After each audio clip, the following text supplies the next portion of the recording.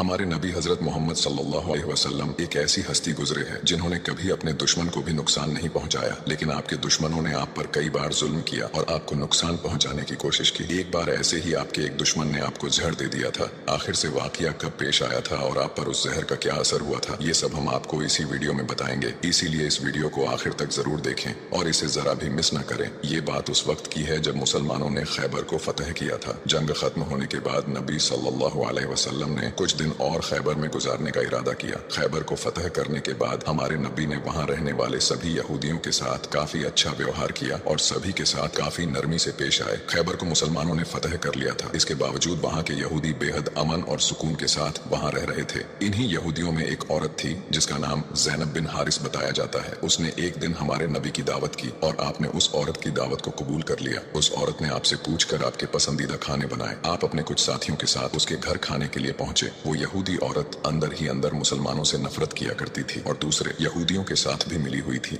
जो मुसलमानों के दुश्मन थे। उस औरत ने खाने में पेश होने वाले बकरी के गोश्त में जहर मिला दिया था। जब जहर से भरे उस गोश्त को आपके सामने पेश किया गया और आपने खाने के लिए एक निवाला उठाया और अपने मुंह में रखा तो आप समझ गए कि इसमें जहर मिला हुआ है। आपने तुरंत अपने साथियों को खाना खाने से रोक दिया और कहा कि इसमें जहर मिला हुआ है, लेकिन अफसोस के आपके कुछ साथी उस वक्त तक कुछ गोश्त खा चुके थे जिसकी वजह से उनकी शहादत हो गई। कहा जाता है कि जहर के बारे में हमारे नबी को उस जहर की बोटी ने ही खबरदार किया था। इस वाक़े के बाद उस औरत के साथ साथ उसके सभी साथियों से पूछताछ की गई तो उन्होंने न सिर्फ अपना गुनाह कबूल किया बल्कि ये भी कहा कि हमने आपके साथ ये इसलिए किया क्योंकि हम ये देखना चाहते थे कि आप अल्लाह के सच्चे नबी हैं या नहीं। अगर आप अल्लाह के सच्चे नबी हैं तो इस जहर का आप पर असर नहीं होगा, और अगर आप अल्लाह के नबी नहीं हैं तो हमें आपसे छुटकारा मिलेगा। ये बात तो सब जानते हैं कि हमारे नबी ने कभी किसी से बदला नहीं लिया, जबकि आप पर कई बार बहुत जुल्म किया गया जिसके बारे में कोई सोच भी नहीं सकता। लेकिन जब उस जहर की वजह से आपके सहाबा की शहादत हुई थी तो कानून के मुताबिक उस औरत को भी कत्ल कर दिया गया। लेकिन कुछ रिवायतों में आता है कि उस औरत ने खुदकुशी कर ली थी। वही कुछ रिवायतों में कहा जाता है कि उस औरत को माफ कर दिया गया था। इस बारे में कई मुफस्सरीन अपनी अलग अलग राय रखते हैं। एक हदीस में हजरत आयशा फरमाती है कि जब नबी सल्लल्लाहु अलैहि वसल्लम की जिंदगी के आखिरी दिन चल रहे थे और आप बीमार रहा करते थे,